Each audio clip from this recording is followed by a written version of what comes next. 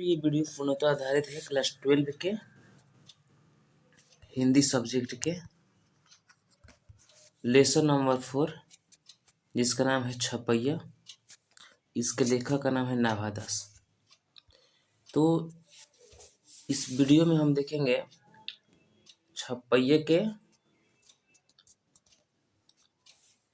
लेखक के जो परिचय है उसको, और उसके बाद में ऑब्जेक्टिव क्वेश्चन को। इसके अलावा सभी प्रकार की वीडियो आप लोगों को प्लेलिस्ट में अवेलेबल है 12 के, 10th के और 9th के। यदि आप लोगों को चाहिए तो जाकर के, जिस सब्जेक्ट का चाहिए जाकर के दे सकते हैं। तो कह रहा है कि नाभा दास लेखक परिचय में इनके जीवन परिचय को देखेंगे, क्योंकि जीवन परिचय से हमेशा प्रश्न आ रहा है। जाकर देखिएगा, आप लोग को दिखा भी देंगे।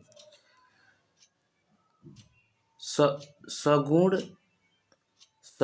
सगुणोपासक यानी कि सगुण के उपासक राम भक्त कवि नाभा दास का जो जन्म हुआ था, अनुमान लगाया जाता है कि 1570 ईस्वी में दक्षिण भारत में माना जाता है।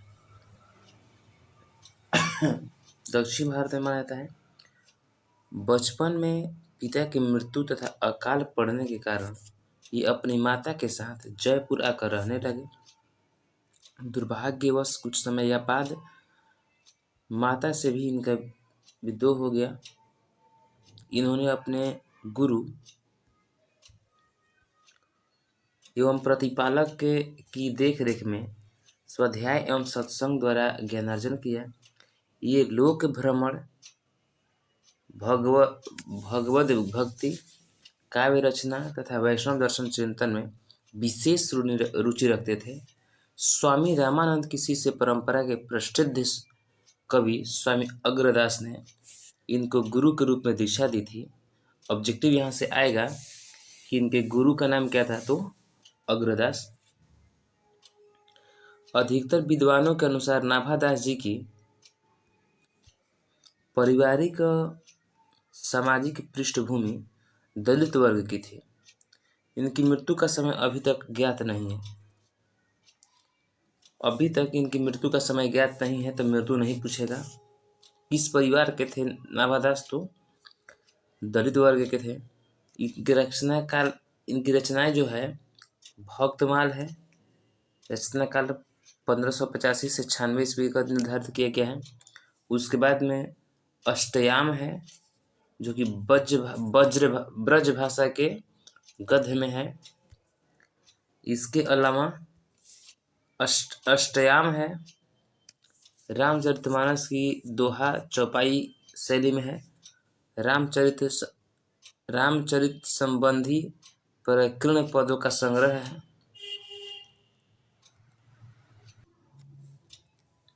भाषागत विशेषताएं कह रहे कि नाभा दास द्वारा अपने युग के अनुरूप श्रेष्ठ भाषा का प्रयोग किया गया है। शब्दों का कुशल प्रयोग, संगीतात्मकता एवं प्रवाहमयता उनकी भाषा के विशेष गुण है। उनके काव्य की भाषा भावों के अभिव्यक्ति में पूर्णतः सक्षम है। विजयेंद्र स्नातक के अनुसार नाभा दास ने भक्तों के परिचय में जिस समास शैली का परिचय दिया है, वह उनके गंभीर चिंतन मनन का परिणाम है। जिन भक्तों का परिचय इन्होंने लिखा है, उनकी रचना शैली, काव्य कला, भक्ति पद्धति एवं अन्य विशिष्टताओं आदि को प्रायः एक ही छप्पे में कूट कर समाविष्ट किया गया है। अब इस पाठ की प्रमुख बातें क्या है। यहाँ प्रस्तुत कबीर तथा सूरदास पर लिखे दोनों पद नाभा दास द्वारा रचित भक्तमाल में संकलित है। यदि कहेगा कि जो छपाई है कहाँ से दिया गया है, कहाँ से संकलित है, तो भक्तमाल से। प्रथम छपाई में इन्होंने कबीर के भक्तिपूर्ण अंतःकरण तथा गंभीर मति की प्रशंसा की है, तथा दूसरे छपाई में इन्होंने सूरदास जी के काव्य की युक्तियों, चमत्कार चातुर्य आदि की प्रशंसा की है। ये दोनों छंद वैष्णव भक्ति की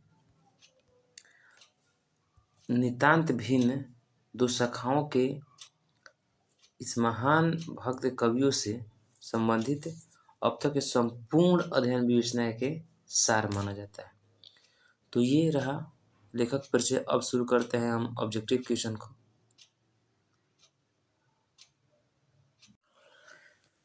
लेसन 4 जिसका नाम है छपाई। तो सबसे पहले हम देखेंगे छपाई के जो, अब इसका लेखक परिचय आप जाकर देख लीजिएगा, आप लोग प्लेलिस्ट में है। छपाई के लेखक कौन थे? तो छपाई के लेखक का नाम था नाभादास। करे कि नाभादास का जन्म कब हुआ था, ये आप लोग जा करके ये लेखक परिचय में देख लीजिएगा। नाभादास का जन्म कब हुआ था।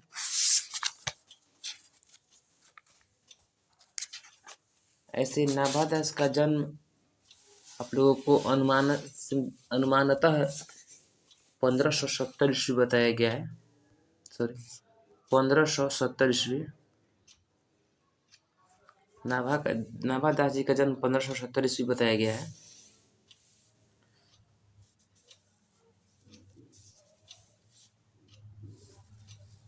इनके पिता की मृत्यु बचपन में ही हो गई थी। तो ये आप लोग वास्तविक ऑब्जेक्टिव को हम देखते हैं। छपाई क्या है? तो छपाई क्या है? तो छपाई एक प्रकार के छंद है। देखिए 24 में आया हुआ क्वेश्चन है ये।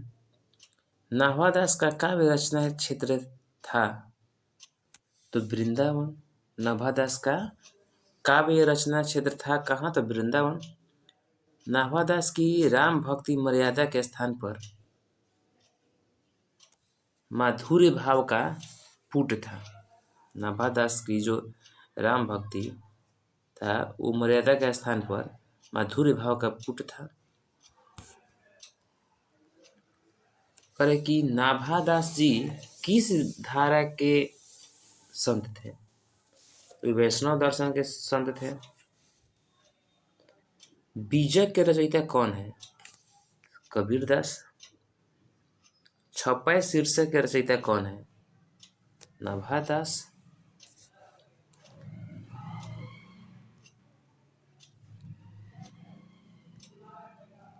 कहे कि नाभादास की कौन सी रचना है? नाभादास की कौन सी रचना है? तो छपाई। नाभादास किस धारा के कवि थे? सद्गुणोपासक राम भक्त धारा।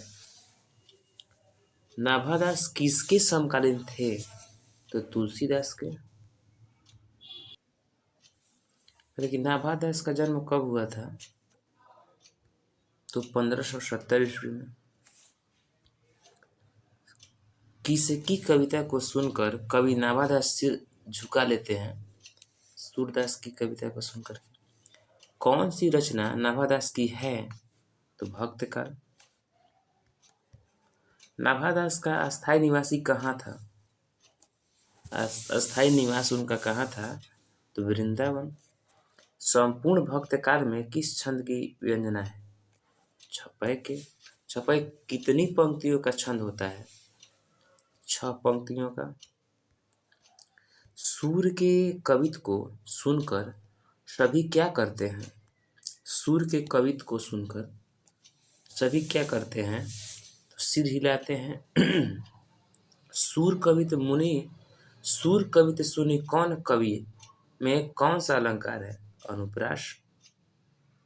कबीर किसमें भेद नहीं करते हैं? कबीर किसमें भेद नहीं करते हैं?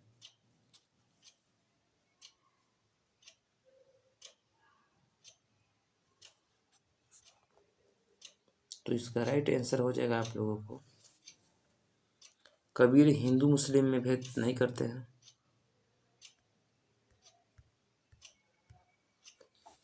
करे कि नाभादास में जाति पाति एवं वर्णाश्रम का खंडन किस कवि के छपाई में किया है? तो इसका राइट आंसर हो जाएगा आप लोगों को कबीर, क्योंकि ऊपर वाला में ही दे रहा है कबीर। देखते हैं ऑप्शन में क्या क्या है।